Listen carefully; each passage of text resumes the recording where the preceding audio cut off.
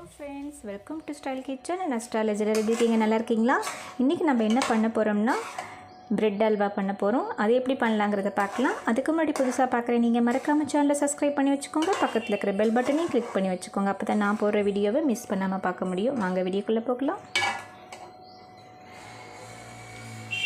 இந்த side piece எல்லாம் cut பண்ணி எடுத்துடலாம். இந்த பிளாக்காக இருக்கிறதெல்லாம் கட் பண்ணி எடுத்துடலாம்.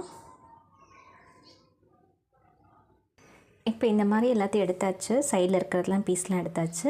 இப்போ 4 சைஸாக அதை கட் பண்ணி எடுத்துக்கலாம். பீஸாக கட் பண்ணி எடுத்துக்கிட்டேன். நல்லா சூடு பண்ணிவிட்டு தேவையான அளவு எண்ணெய் விட்டுருக்கேன். எண்ணெய் நல்லா காஞ்சிட்ருக்கு. இப்போ ஒவ்வொரு பீஸாக போட்டு நம்ம பொரிச்சு எடுத்துக்கலாம்.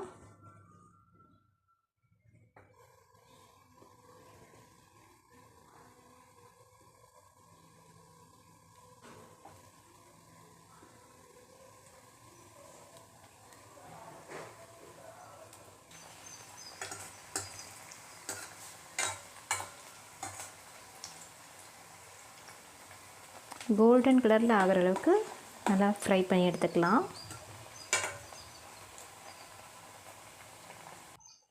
இப்போ வேறு ஒரு பாத்திரத்தில் மாற்றி எடுத்து வச்சுக்கலாம். அடுப்பில் கடாய் வச்சுருக்கேன். இப்போ தண்ணி விட்டுக்கலாம்.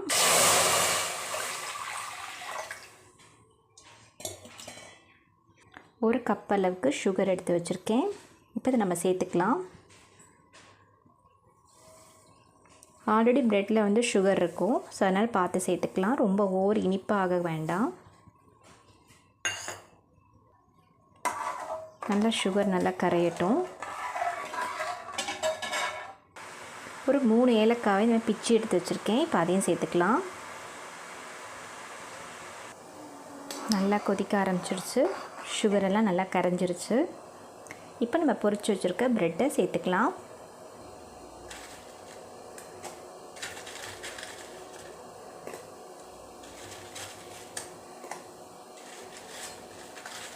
இப்படி எல்லாத்தையுமே மிக்ஸ் பண்ணிக்கலாம்.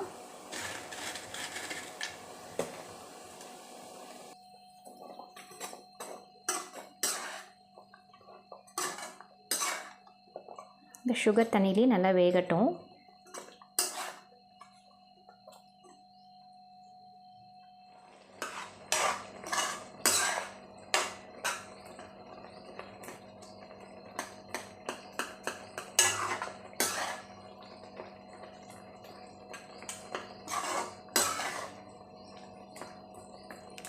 எல்லாமே வெந்து கரைஞ்சிருச்சு. ப்ரெட்டெல்லாம்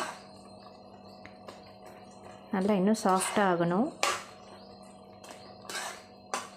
கப்பால் நல்லா காசி ஆற வச்சு எடுத்து வச்சுருக்கேன். இப்போ இதை நம்ம சேர்த்துக்கலாம்.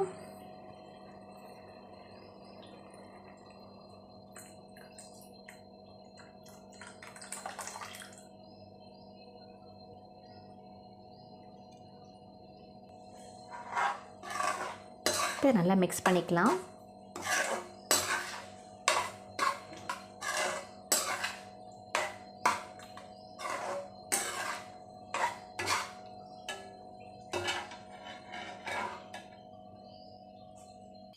வேறொரு கடாயில் 1 ஸ்பூன் அளவுக்கு நான் நெய் சேர்த்துக்கிறேன்.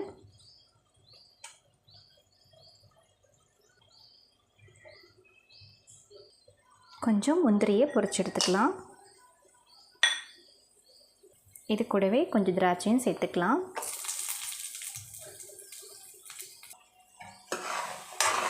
நல்லா சுண்டிடுச்சு. ரொம்ப சாஃப்டாக இருக்குது. இந்த ஸ்டேஜில் நம்ம முந்திரி திராட்சையை சேர்த்துக்கலாம்.